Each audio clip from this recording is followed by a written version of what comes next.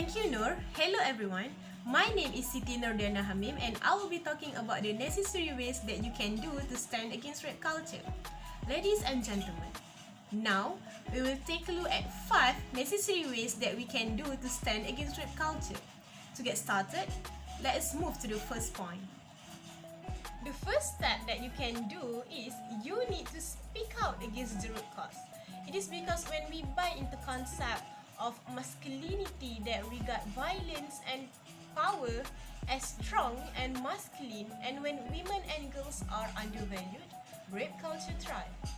And for your information, the victim's body, clothing, and sexuality are irrelevant when we are discussing the situation of sexual violence, as you can see in the picture here and here. Instead, we can refute the concept of masculine that men and boys must gain authority via violence and cast doubt on sex as a right. Let us now move our attention to the second point. The second point is we need to stop victim blaming.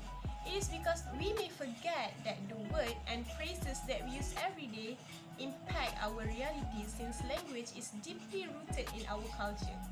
And from what I have observed in the media and from our daily life, people frequently blame the victims by saying that she was dressing like, she was asking for it, or she had requested for it.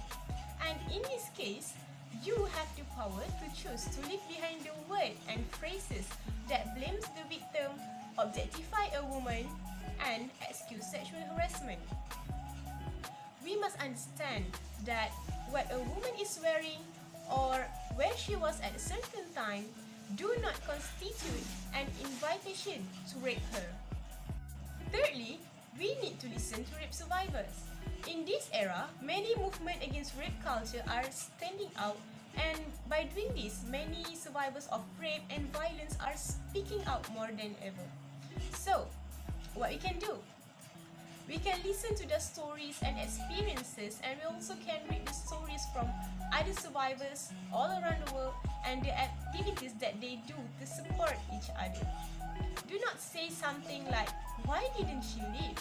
Instead, you can say, "We see you, we hear you, we are here with you, and we have faith in you, and we are here every time you need us." Next, be an active bystander. Abuse affects 1 out of every 3 women on the planet. Non-consensual or violent behavior against women are disturbingly prevalent, and we may be witnesses to it. Intervening as an active bystander might send a message to the perpetrator that their actions are unacceptable, and it may save someone's life. So, as an active bystander, what can you do to assist the victim? Now, let me tell you a few methods that you can do to assist the victim as an active bystander. First, you must examine the circumstances. It is to figure out what kind of help, if any, is appropriate for you to provide. And you might be able to help the victim of sexual harassment by asking how they are doing, or if they need any assistance, or by documenting the incidents, creating distraction to diffuse the situations, and by making short and clear statement to the perpetrator like, "I am uncomfortable with what you are doing." And that's a few methods you can do that might help to save the victim's life. The last step that we can do to stand against rape culture is by having zero tolerance. We can start by establishing policies of zero tolerance for sexual harassment and violence in the spaces in which you live, work, and play. And leaders also must be particularly clear that they are committed to enforcing a zero tolerance policy, and that must be practiced on a daily basis.